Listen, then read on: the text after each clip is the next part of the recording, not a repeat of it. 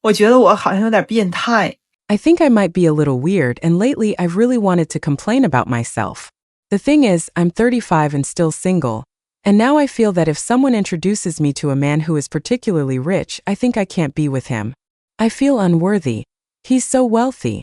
If I'm introduced to someone without money, I then think, well, how would that work? That's not going to work, forget it.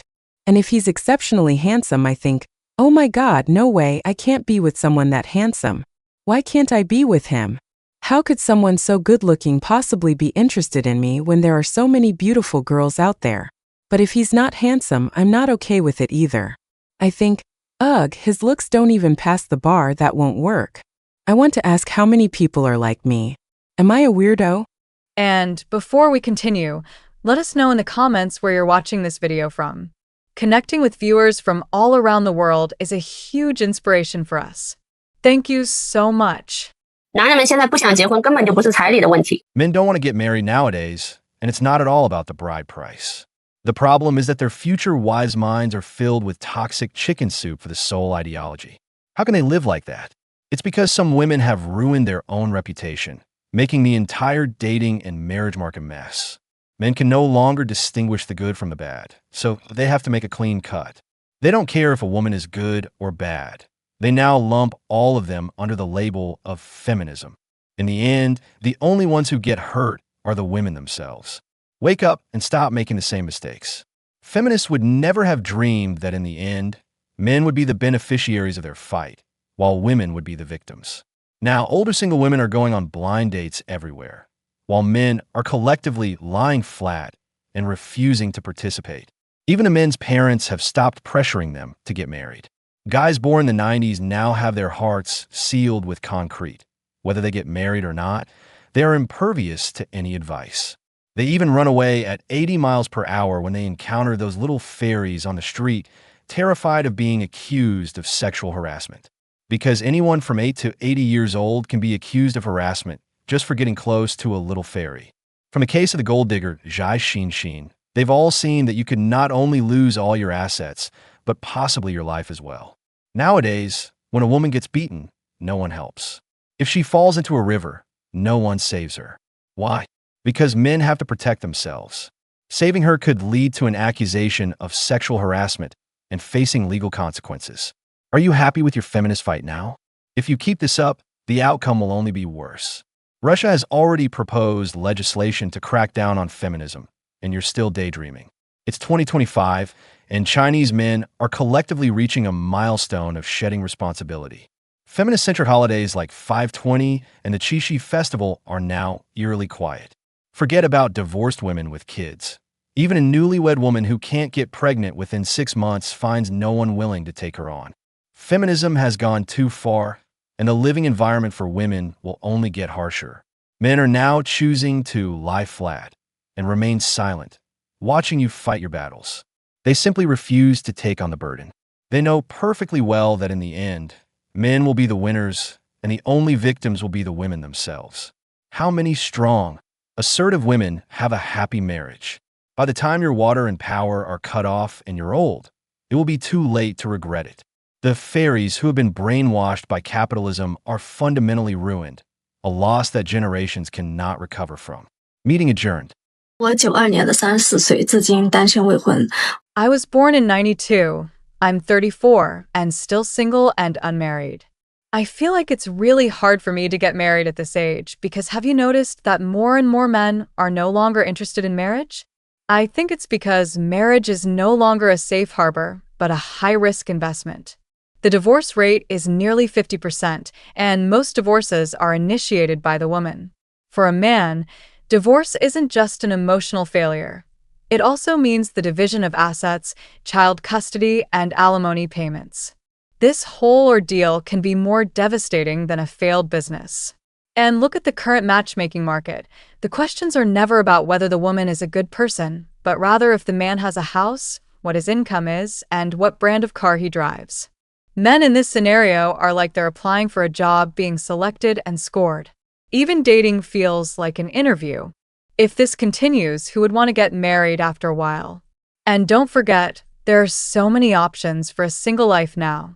You can have pets, play video games, go on road trips, go camping and fishing. All these things can provide complete emotional fulfillment. Compared to the exhaustion of arguments and uncertainty, being single is more like a low-risk, high-freedom lifestyle. So, it's not that many men don't want to get married, but they don't want to commit themselves to an unequal game with disproportionate risks. Therefore, when marriage loses its sense of security, it loses its meaning. 为什么现在的年轻人越来越恐婚？ Why are young people today increasingly afraid of marriage? The real reason is both amusing and heartbreaking. And the reasons for women and men are different. For women, there are two reasons. The first is that many women are influenced by the internet and have a strange and laughable fantasy about marriage.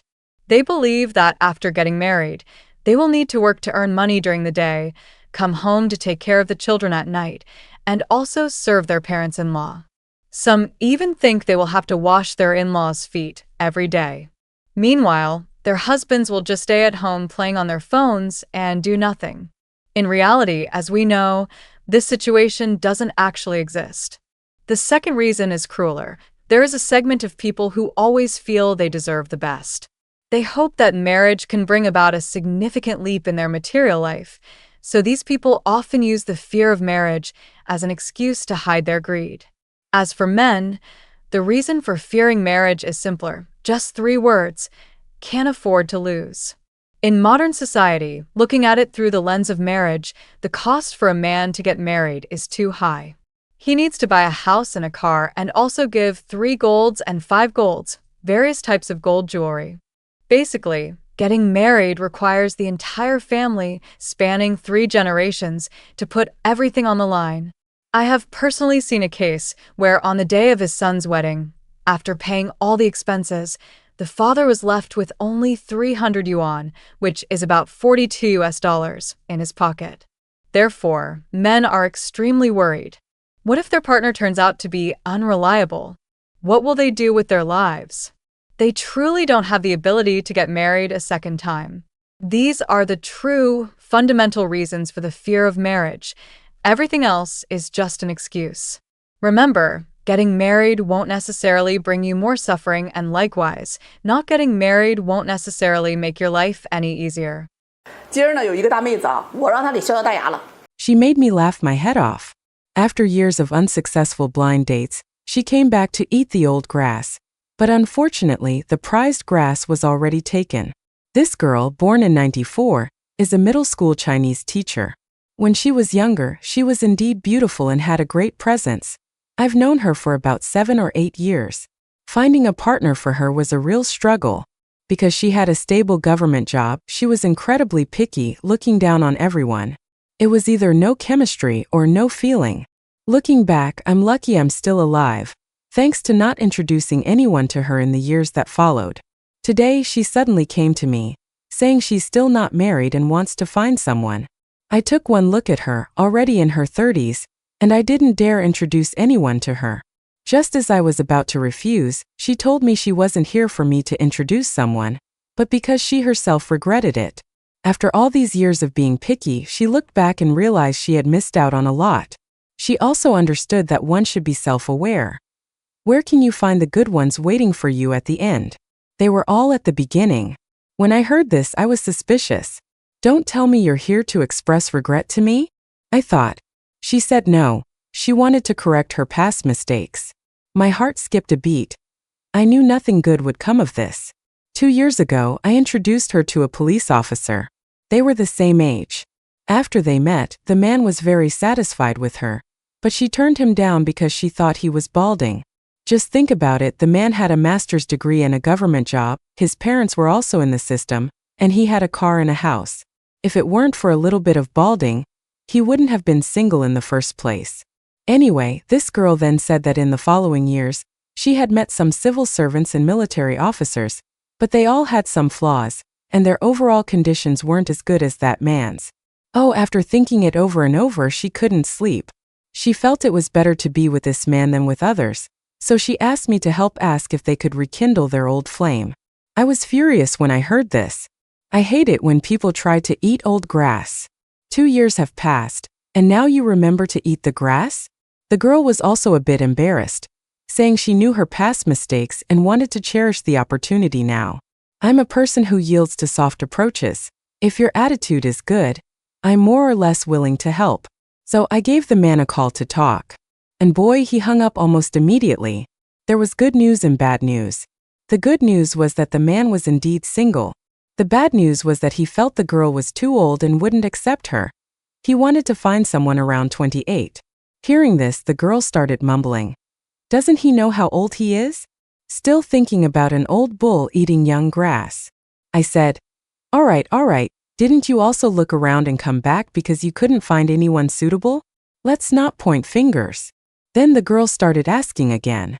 She mentioned another man who worked at a state-owned enterprise, a year younger than her, whom she met 2 years ago. His salary was high, his parents were business owners, and their family even had a maid. The man had even told her that if she had a child with him, he would buy her a house and hire a maid to take care of her. At the time, she felt this man was too dull and lacked emotional intelligence. After meeting 2 or 3 times, she felt no connection and didn't want to get to know him. Unexpectedly, in the 2 years after passing him up, every person she met was worse than the last. So now he became the excellent one. She then asked me to help contact this man again. Oh, let me tell you, helping people eat old grass is the last thing I want to do. Usually either I get yelled at or the person looking for the grass gets yelled at. But this girl kept complaining, saying the hardships she'd endured over the years had taught her to cherish things. I softened up again, thinking, what if it's fate? All right, this is the last time, I thought. As a result, when I called, the man rejected her instantly. I was so embarrassed I wanted to crawl into a crack in the floor. The man said he had been married for over 2 years, and his child was almost 2. Back then, he had pursued this girl for over a month, and she was completely indifferent to him. After being rejected, his relatives introduced him to a girl working in a public institution. The two of them hit it off, confirmed their relationship in a month, got their marriage certificate in 3 months, got married in 6, and their child is now over a year old. Oh my, after hearing that, I truly felt that phone call was so embarrassing. Well, after the girl heard this, her heart sank. She sat there crying her eyes out, complaining about her unfair fate. Her crying made my head buzz. After a while, she probably remembered another guy she had rejected and wanted me to contact him. I refused to do it anymore. With that time, you'd be better off lowering your standards and meeting new people, I said. She then said she was too unwilling to accept it. She had originally thought the best was yet to come, but it turned out the best was already in the past. Now, fewer and fewer people were introducing potential partners to her, and she had no resources to meet men with good conditions. Anyway, I'm not making any more introductions. The girl cried for a while, mumbled a few things, and then turned and left. The act of eating old grass is inherently disrespectful. You rejected them in the first place because you looked down on them, thinking you could find someone better, feeling they were not good enough for you. Now you're coming back not because you like them or are attracted to them, but because after comparing everyone, you found that their conditions are actually better than yours because you couldn't find anyone better than them. Now you expect someone with better conditions than you after being rejected by you to be at your beck and call? A loser might do that, but any decent, outstanding person would have to have a muddled brain to be summoned and dismissed by you at will. Remember, never accept someone who wants to eat old grass. They are the ones who couldn't find anyone suitable after looking around and are now coming to you to settle. It's like riding a donkey to find a horse. You are the donkey, not the horse. Don't be delusional and think she's genuinely into you. From now on, not only will I not introduce partners to older single women, but I also won't introduce them to people who want to eat old grass. That's all, folks. Meeting adjourned. 我之前视频说过，男人择偶总是把年轻漂亮排在第一位。 I previously posted a video saying that when men choose a partner, they tend to be downwardly compatible. Many young women disagreed, commenting that we can walk the path that men walk. We like young, handsome guys. Walk the men's path and leave them nowhere to go. Doesn't that sound satisfying? But let me tell you, this path is a dead end because the vast majority of women simply won't and can't walk the path of men. Why? Because men's and women's mentalities are completely different. If you are willing to spend money on a young, handsome guy, he would be willing to date you, but the question is, are you willing? If you're just an average girl, then you should stop dreaming. Young handsome guys aren't fools. Why would he date an older woman like you when there are plenty of young, beautiful girls around? What's in it for him? That you don't shower? Many women are foolish without realizing it. They always fantasize about dating a young puppy, even when they're older. But the reality is that female college students are looking for wealthy older men. And similarly, young puppies are looking for capable older women. In my consultations, I've seen too many women in their 30s who want to find a 25-year-old guy and even expect him to spend money on her. But I've almost never seen a 30-year-old man looking for a 25-year-old girl and expecting her to spend money on him. Deep down, many women are far less willing to give than men are. Look at the older women who are actually dating younger guys. Are any of them ordinary? They are either still very beautiful despite their age, or they provide tangible resources and connections for the younger guy, or they act like a mother, providing extreme gentleness, thoughtfulness, and emotional value. You have to have something to offer, right? If you have nothing, why would a younger guy date you? To put it bluntly, he's just using you, an old car, for practice. He can't get those young, pretty girls, so he's just trying his luck with someone. Do you really believe he would marry you? Stop believing in this man's society or woman's society nonsense. This has always been a society for the strong. Of course, you can date many young puppies. But the question is, are you a rich woman? With a monthly salary of less than 10,000 yuan, about 1,400 US dollars. In a major city, you're fantasizing about dating young guys every day. That young, handsome lad doesn't mind dating you.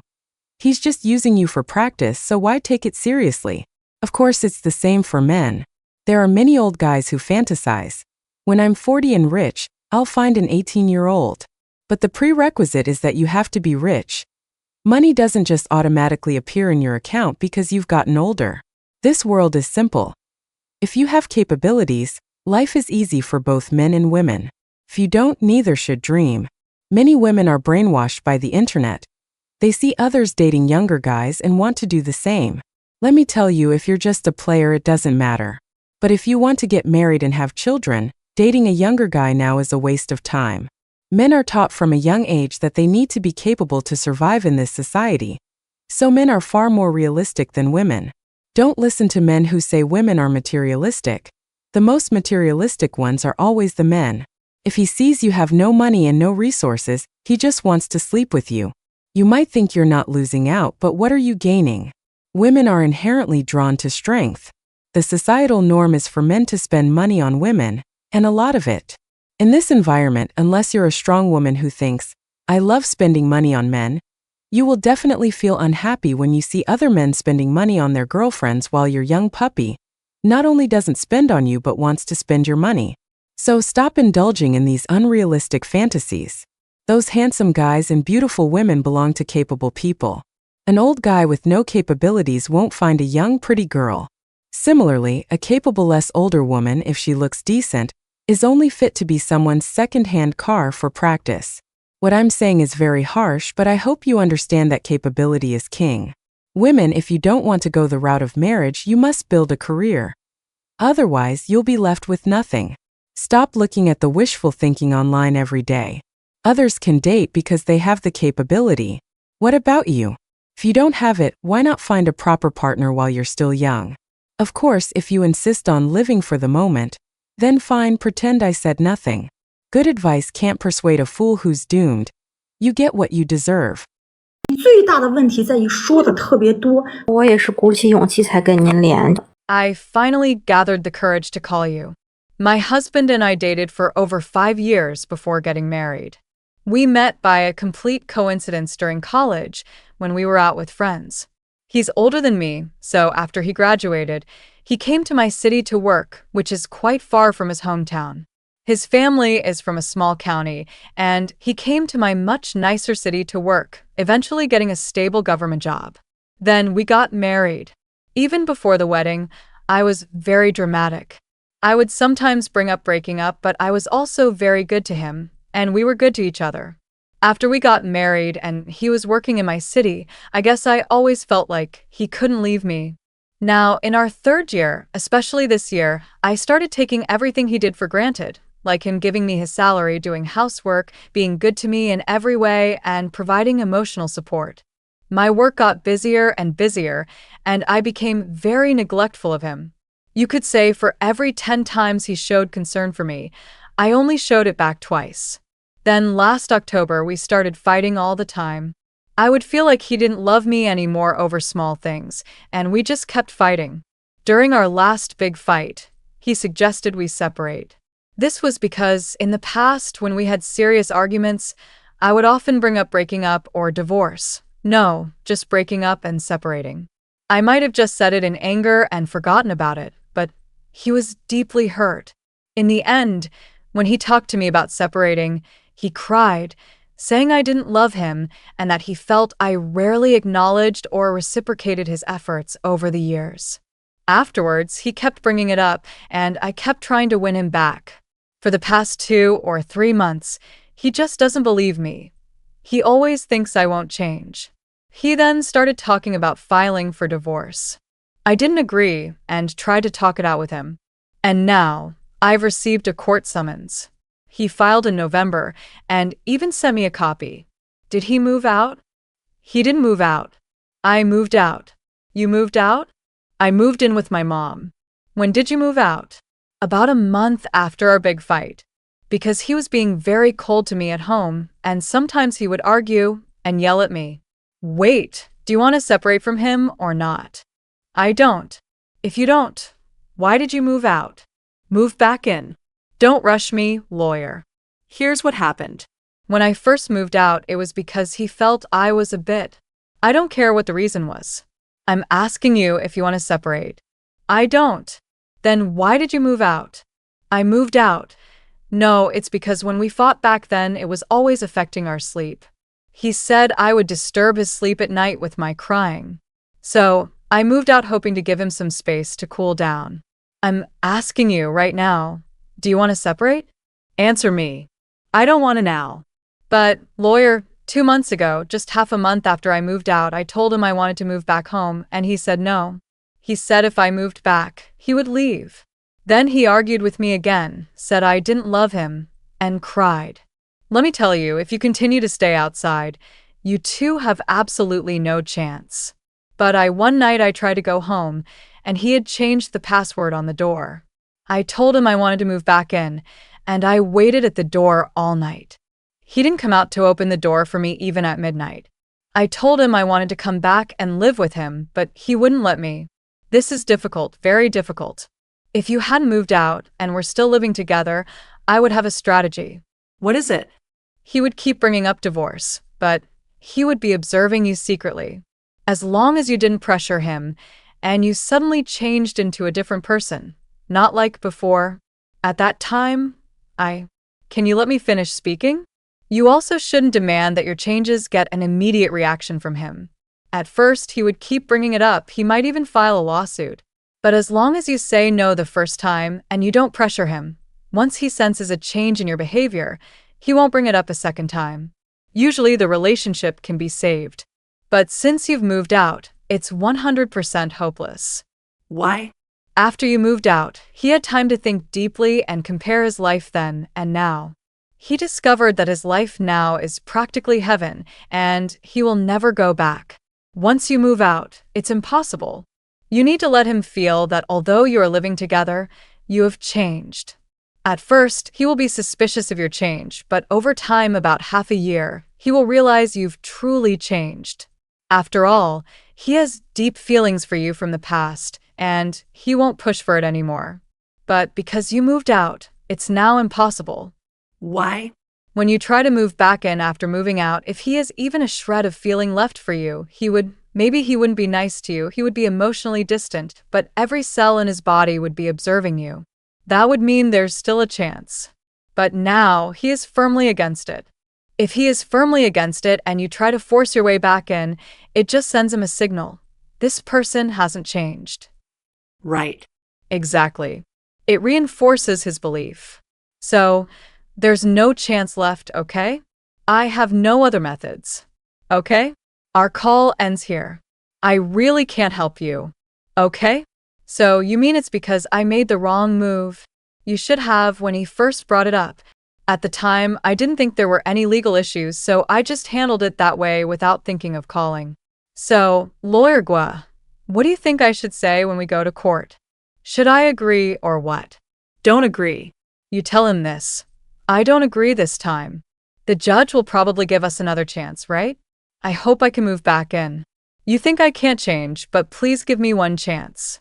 Even if you still want a divorce in the future, please give me a 6-month chance, okay? If you bring it up again later and we separate, I won't blame you, okay? It was my fault for being too domineering in the past. Right. Stop saying right. I'm telling you what to write down. What are you, right? ING about. I'm taking notes. Lawyer, I'm taking notes. You say, bringing it up again in the future is your right. Choosing not to be with me anymore is also your right.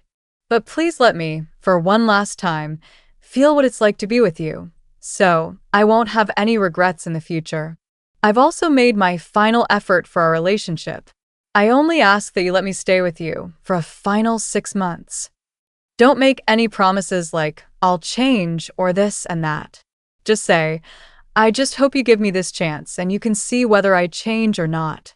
Even if I do change and you still don't want to be with me, that is your right and I will respect you, okay? Okay. Do not ever say things like, I've changed, just take a look. Don't say things that pressure him. You must tell him, it is your right to separate from me in the future and I respect that. Okay? Okay, I will. For example, our court date is in about a month. I'll think over your words, memorize them, and say it to him just like that. Let me tell you one more thing about your attitude. You must speak very little. Your biggest problem is that you talk too much. You need to understand. As soon as he says something and you try to explain, you think you're explaining, but to him, it immediately comes across as argumentative, aggressive, and annoying. You need to be silent when he speaks. Wait for the judge to ask you. At that moment, you should shed some tears and say, everything he said, I accept. I truly hurt him a lot. Do not argue with him. Do not explain why you did what you did. This is extremely important. What does an aggressive person do? When you point out their mistake, they have to explain why they did it. You must change this. Try your best to stay silent when he talks. When the judge asks you, first admit that what he said is true, okay? Okay. I also admit that I used to explain too much. When I was trying to win him back this time, I kept explaining, and it just made him more hurt and angry. So from now on, I have to admit fault. Okay, I understand the essence of it now. Thank you. I will act accordingly then. Okay, goodbye. 很多条件好的人找不到对象，都是明明自己要求高，却 A lot of people with good qualifications can't find a partner because they have high standards but are unaware of it. Some time ago, I posted about a guy with an annual salary of over 3 million yuan, about $420,000. He was looking for a girl who could give him that feeling, someone who could make his heart flutter. What industry is he in? Film and television, not finance.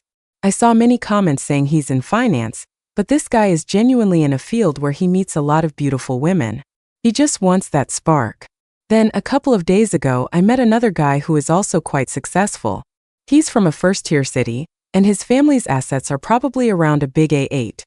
Yeah, about 90 million, around 12.6 million US dollars. He's not young either, in his mid-30s, around 35 or 36. He said, I don't think my standards are high, so why can't I find a partner? Of course, he's dated a few women, but either their family backgrounds didn't match, or they had a princess attitude that was hard to handle. So he wanted to figure out where his problem lies. I summarized his issue for him.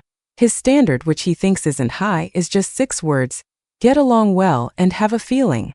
He said, actually, this guy does have certain requirements for family background. He doesn't want someone from a much lower background, as he doesn't want to be downwardly compatible too much. But he's not insisting on another A8 family. Having around 10 million, about 1.4 million US dollars, would be acceptable. He just wants to find someone he can get along with. I told him that these 6 words are the highest standard of all. Get along well, have a feeling. Let me break down for you all why these 6 words constitute a very high standard. This is what I told him. Having a feeling is straightforward. It means she has to be good-looking. Moreover, just being good-looking doesn't guarantee that feeling. Some people look at Louis Fay or Dilraba Dilmurat and feel nothing. Why? They are just beautiful. But their beauty doesn't strike a chord in his heart. To be honest, for these rich guys with families worth tens or hundreds of millions, there's no shortage of beautiful girls around them. What they lack is someone who gives them that feeling, meaning someone whose looks perfectly match their aesthetic preferences. As I said, not everyone gets a feeling from looking at Louis Fay. She's just beautiful, but a kind of beauty that doesn't spark a feeling. It's hard to pinpoint what clicks for these rich guys. He has to stumble upon such a girl. But the problem is, it's not easy to stumble upon them. Rich guys aren't that idle. Some have to manage family businesses, others have their own jobs. They can't just roam the streets picking out women, can they? Now let's talk about getting along well. These words truly represent an incredibly high standard. Why? Especially for these wealthy men. Being able to get along well with them is the same as requiring a similar family background and life experience. Verbally, they might say they don't require a matching family background, but the phrase get along well already implies it. It's not that a highly educated person can necessarily get along with another highly educated person. If 2 people can get along well, it means their values, the world they've seen, the books they've read, the food they've eaten, and the experiences they've had must have many similarities. That's how they can get along. Otherwise, they might connect on a few points, but in a long-term relationship, they'll find they are very different. For instance, if this guy finds a girl who gives him a feeling but comes from a vastly different family background, the world he has seen she hasn't, the food he has eaten she can't comment on, this girl wouldn't be able to provide him with, frankly, that soul-level connection or offer him valuable advice. Many people from poorer backgrounds can only flatter those from wealthier ones. But these rich kids, whether they are men or women, are tired of being constantly agreed with. They hope their other half can express opinions on various things, whether it's a certain viewpoint or a type of food, that make them think, "You're so right," or "You're really thoughtful." These things, to be blunt, are built on money. The experiences, the travels, the books, they all require a certain economic foundation. A highly educated person from a rural background might be excellent in their specific professional field, but as I said, when it comes to seeing the bigger world and having a deep appreciation for things, especially in the arts, that requires money. It's not just about being smart or a good student. So, when these rich guys say they want someone they can get along well with on the surface, it's not a requirement for family background. However, a girl from a significantly different background will find it very hard to truly get along with them, and will likely just end up agreeing with everything. So I told the guy, "You see, your standards seem low, just have a feeling and get along well." But getting along well is itself a very high standard. It implies a requirement for a similar family background. Many people say, "I don't require her family to be rich, I don't have any hard requirements, I don't care about her education." But the problem is, someone with a low education and poor family background can't meet those soft requirements. Many people don't have hard and fast rules, but their soft requirements are full of barriers. The soft conditions many people propose often require hard conditions as a prerequisite to be met. I remember very clearly a friend, I forget if it was a guy or a girl, once said his girlfriend had no worldly experience. When he took her to fine dining restaurants or talked about the material of certain clothes, she knew nothing, which he found to be a major turn-off. He felt like he was compromising his taste, which made him very unhappy. That's right. People from less privileged backgrounds simply can't discuss things like taste, literature, art, or broad knowledge with you. They just can't. But when one is well-fed and warm, wanton thoughts arise. These rich guys are more focused on spiritual pursuits. If they were just looking for someone pretty, but their requirement of getting along well has filtered out countless people. Even among those from similar backgrounds who they can get along with, they then filter by looks. If the looks pass, they then filter by conversation skills and taste. So, to all the rich men and women watching, your standards are actually very high, you just don't think they are. Therefore, the highest standard in the world is, get along well, have a feeling. It's much higher than asking for a height over 165 centimeters, a C or D cup, a slim waist, or a curvy butt. Because those things can be seen at a glance or found out with a single question. but getting along well and having a feeling require you to spend time to feel it out. You two need time to be together, and the girl has to be interesting and engaging to you from the very beginning.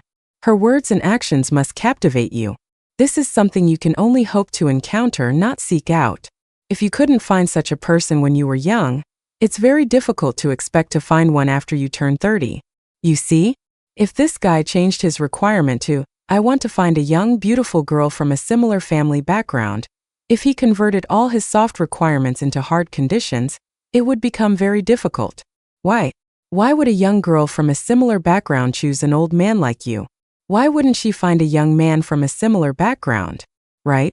Once you convert it into concrete conditions, the standard becomes incredibly high. That's why many people, whether they are from rich families or are rich themselves, can't find a partner. For those of you who are confused, find me, and I'll help you define your partner-seeking goals, analyze your situation, and tell you which conditions you should lower and how to search. You're not short on money anyway. Come find Sister Men. Bye-bye.